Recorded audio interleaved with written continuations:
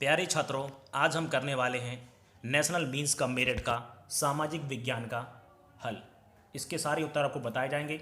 इसके पहले विज्ञान का हल बता चुके हैं, तो आप जाकर चैनल पर जाकर देख सकते हैं और चैनल को सब्सक्राइब कर लें। बाकी जितने पार्ट आपके इसके बचे हुए हैं वो जल्द ही आपको अपलोड कर दिए जाएंगे। इसमें आपका मानसिक अभियोग्यता और गणित का पार्ट बचा हुआ है, जल्द ही आपको हल सहित प्रदान किया जाएगा। पहला प्रश्न है इसका, ईस्ट इंडिया कंपनी की स्थापना कब की गई थी? देखिए, ईस्ट इंडिया कंपनी की स्थापना की गई थी सन 1600 में। ईस्ट इंडिया कंपनी का उद्देश्य था कि भारत में अपनी सत्ता स्थापित करना और वहाँ के मजदूरों पर और जनता पर अत्याचार करना। तो अंग्रेजी सबसे पहले यहाँ पर आए थे, पुर्तगाली आए थे, फिर अंग्रेज, डच, डेनिश ऐसे करके आए थे। तो ईस्ट इंडिया कंपनी ने लगाई थी अपनी स्थापना 1600 में, जब मुगल काल चल रहा था। अगला प्रश्न है, स्थायी बंदोबस्त व्यवस्था किस गवर्नर जनरल के शासन में लागू की गई थी? ये की गई थी लॉर्ड कॉर्नवालिस के शासनकाल में लागू की गई थी। फिर है, 18वीं शताब्दी में भारतीय नील की मांग बढ़ जाने के कारण निम्नलिखित में से कौन सा कारण नहीं था? तो ये हमें बताना है कौन सा कारण नहीं था।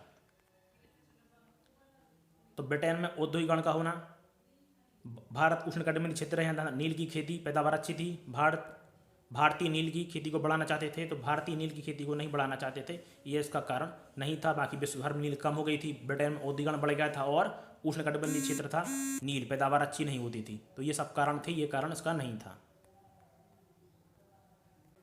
अगला प्रश्न है, बैगा जनजाति लोग स्वयं को क्या मानते थे? तो ये अपने आप को मानते थे वैद्य मानते थे। अगला प्रश्न है, प्रथम स्वतंत्रता संग्राम। अगला प्रश्न अपना है 40 नंबर का, प्रथम स्वतंत्रता संग्राम कब हुआ था? तो सभी लोग जानते हैं 1857 में प्रथम स्वतंत्रता संग्राम हुआ था। अगला प्रश्न है 41 नंबर का, भारत में अंग्रेजी शिक्षा प्रणाली किसने प्रारंभ की थी? तो ये लॉर्ड मैकाले के द्वारा प्रारंभ की गई थी, ताकि भारतीयों को हम आज़ाद तो कर देंगे लेकिन उन्हें अंग्रेजी के हम जो है गुलाम में जकड़ के रख लेंगे। और जो है शिक्षा व्यवस्था पूरी रटन आधारित की थी, मतलब किताबों को पढ़िए और रटिए, मतलब प्रैक्टिकल आधारित समाज आधारित शिक्षा को इन्होंने बंद कर दिया था। पहले जो दी जाती थी गुरुकुल में शिष्य और गुरु परंपरा थी, उसको समाप्त करके इन्होंने स्कूल सिस्टम ला के पूरी जो है भारतीय शिक्षा प्रणाली को ध्वस्त कर दिया, जिसका उदाहरण अभी भी हमें देखने को मिल रहा है कि विद्यार्थी दो भाषाओं के बीच में उलझा रहता है। अगला प्रश्न है, बंगाल का विभाजन कब हुआ था? तो बंगाल का विभाजन हुआ था 1905 में। अगला प्रश्न है 43 नंबर का, शांति निकेतन की स्थापना किसने की थी? तो रविंद्रनाथ टैगोर ने जो है शांति निकेतन की स्थापना की थी। अगला प्रश्न देखेंगे हम, इसमें हमें जोड़ी मिलाना है। 44 नंबर में ए की मिलाना है, किससे सही होगी? तो यहाँ पर आपको 4 ऑप्शन दे रखे थे। तो यहाँ देखिए आप लोग, कबीर जी ने जो है क्या क्या क्या लिखा है? कबीर ने जो लिखा है बीजक लिखा है, गुरु नानक जी ने गुरु ग्रंथ साहब लिखी है, सूरदास ने सूरसागर लिखा है और तुलसीदास जी ने रामचरितमानस लिखा है। तो यहाँ आपको ए का फोर्थ कहाँ दिख रहा है? केवल ए का चौथे नंबर में आपको सी पर दिख रहा है, और बाकी किसी में भी नहीं दिख रहा है। तो आप इस तरह से लगा सकते थे, तो इसका आंसर हो जाएगा सी। 45 नंबर प्रश्न है, जगन्नाथ मंदिर पुरी, बहुत फेमस जगह है जगन्नाथ मंदिर पुरी, भारत के किस राज्य में स्थित है? तो 4 ऑप्शन आपको दे रखे हैं। तो ये किस राज्य में स्थित है? उड़ीसा में स्थित है। अगला प्रश्न है, कवि कल्हण द्वारा रचित कश्मीर के राजाओं का इतिहास बताने वाला संस्कृत काव्य क्या है? तो ये जो है राज तरांगणी है, इस संस्कृत के व्याकरणाचार्य कहे जाते हैं कल्हण। अगला सबसे सरल और आसान प्रश्न आया था, भारत के राष्ट्रगान जन गण मन के रचयिता कौन है? तो ये रविंद्रनाथ टैगोर जी हैं। और वंदे मातरम के जो है बंकिम चंद्र चटर्जी हैं। जनगण मन की कौन है? रविंद्रनाथ टैगोर। और राष्ट्रगीत के बंकिम चंद्र चटर्जी। पृथ्वी की ठोस परपट्टी या कठोर ऊपरी सतह को क्या कहते हैं? तो स्थल मंडल, जिस पर हम खड़े रहते हैं वो क्या कहलाता है? स्थल मंडल।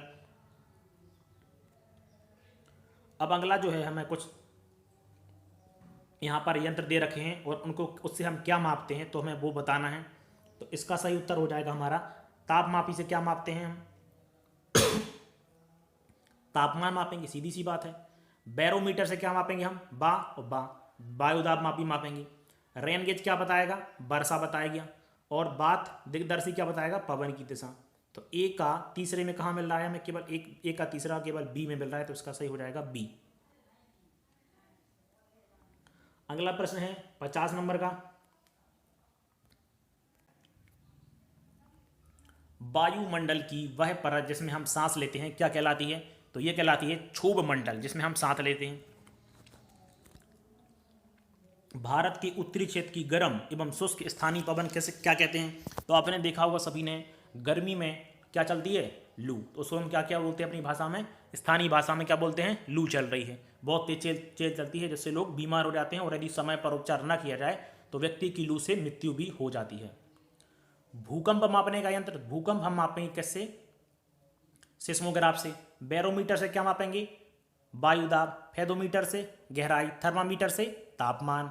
सिस्मोग्राफ से क्या मापेंगे हम? भूकंप। तो इसका सही उत्तर क्या हो जाएगा? सी।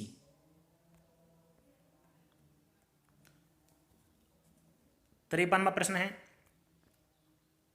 सूर्य व चंद्रमा की शक्ति गुरुत्वाकर्षण बल के कारण पृथ्वी की सतह पर क्या आते हैं? तो ये ज्वार व भाटा अपने आते हैं।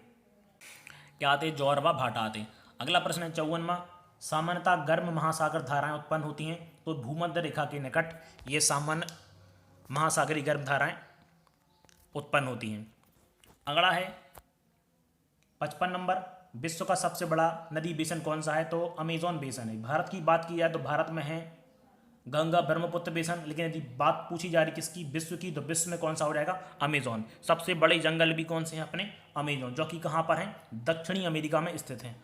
और अमेजोन जंगलों के लिए एक बात और आप याद रख लें, इनको विश्व का फेफड़ा कहा जाता है। जितनी भी विश्व की ऑक्सीजन है, जिसका फॉर्मूला क्या होता है? O2, ऑक्सीजन का, जो कि हमें कहाँ से मिलती है? लगभग पूरे विश्व की 20% ऑक्सीजन हमें अमेजोन के जंगलों से मिलती है। इस कारण इनको विश्व के फेफड़े भी कहा जाता है।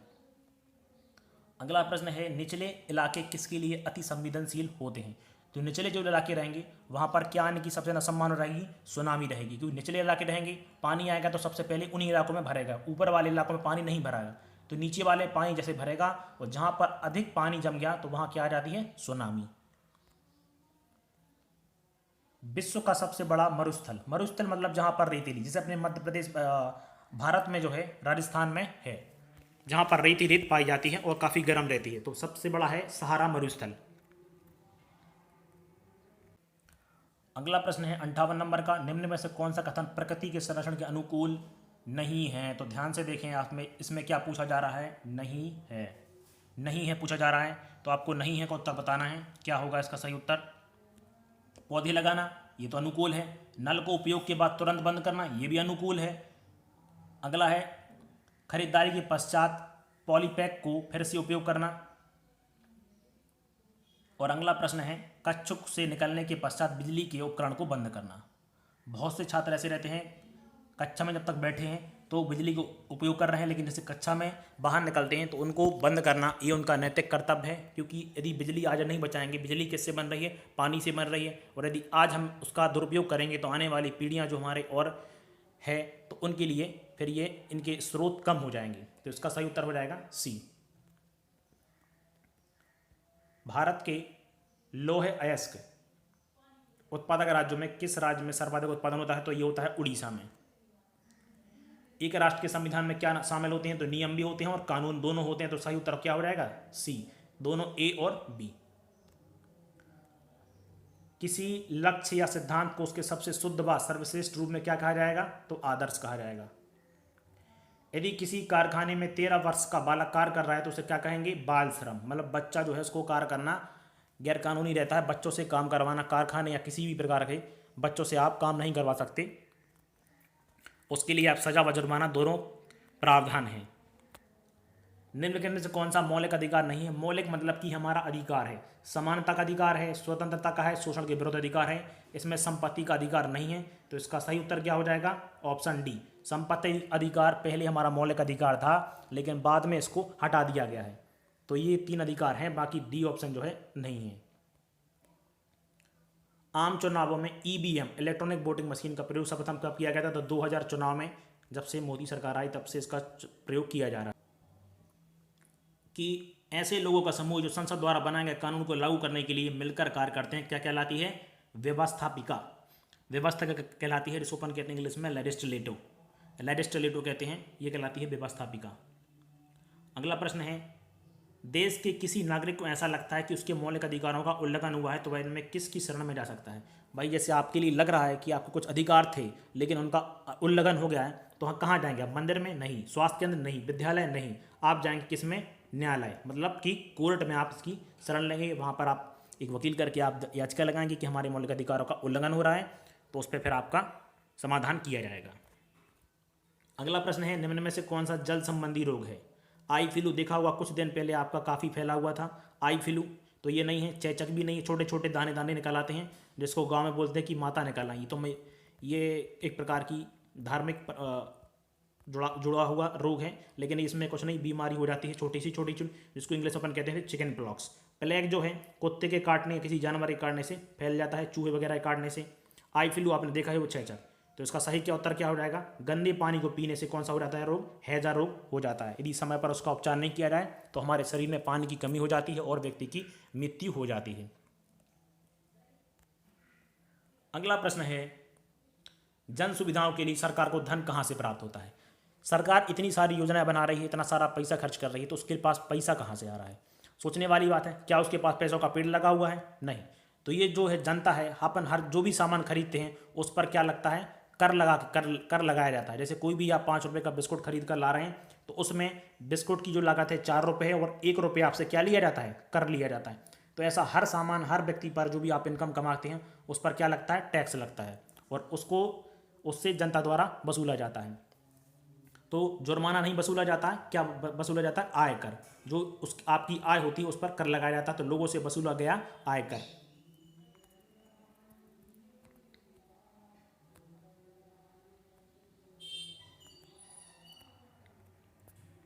और इसका उत्तर आपका एक डी भी हो सकता है, बाकी जब आंसर की आएगी तब मालूम चलेगा।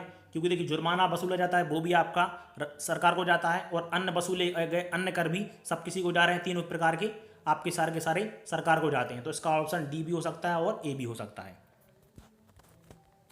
अगला प्रश्न है, बाल श्रम के विरुद्ध कानून कब लाया गया था? 2006 में लाया गया था।